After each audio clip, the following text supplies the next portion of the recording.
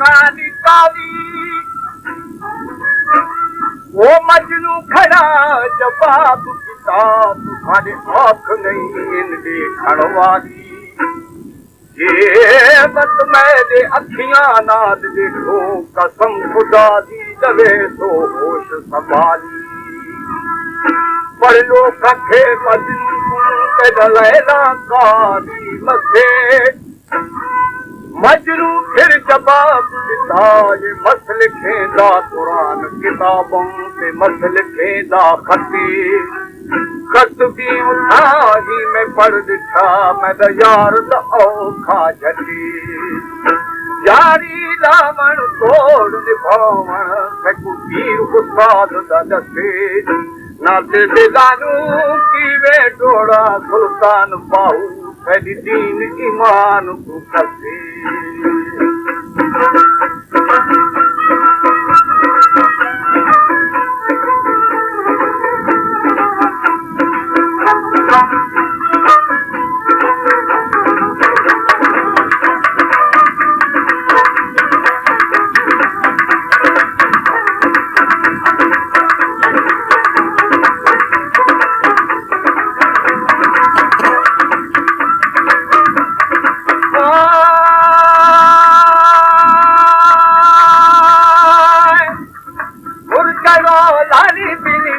खरारा बालो खना खब्या बोतगा दही रानी सारिया वो पाक में इशादा छोर भी क्षमा किनार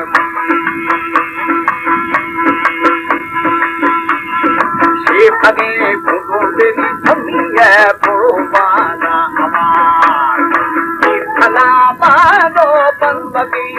सरे बाजरा खबर घाट तेरी ठगो तो आए लाल बड़ कुमार ओ काट यारो बागान मकुल लगे सज्जा है जनामी उठा था बरगो अदादा ठगा की बार मंजिला बाबा। हमारे YouTube चैनल संगवानी टीवी को सब्सक्राइब करें और बेल आइकन को दबाएं ताकि हर न्यू वीडियो आप तक पहुंच सके।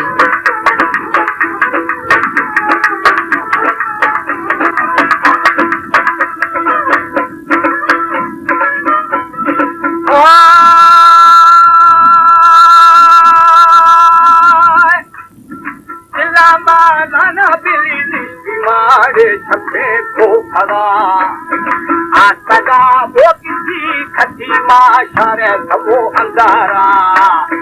ओ थाकी गुरके बेरी खान के बैले आखना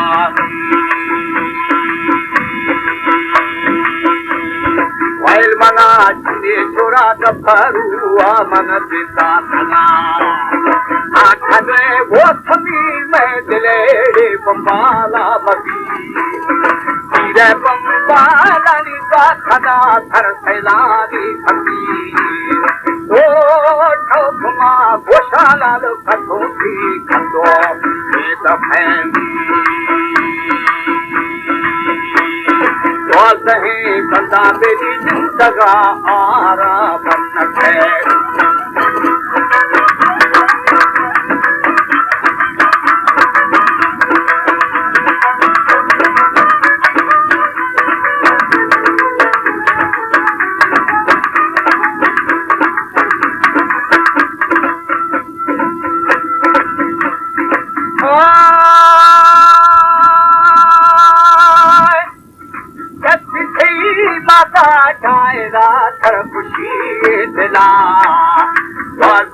वो बंदा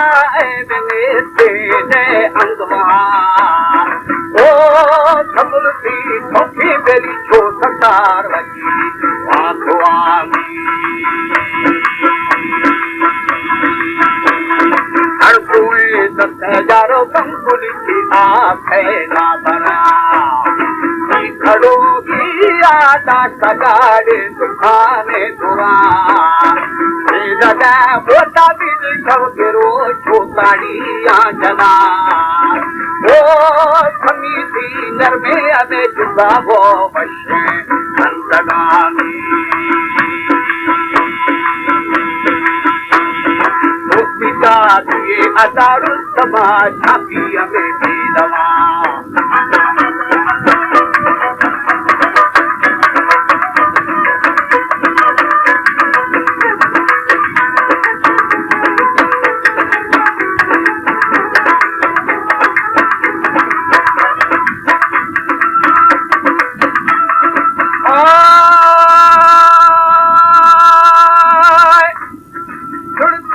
पूरा दिल को थराड़े खशूं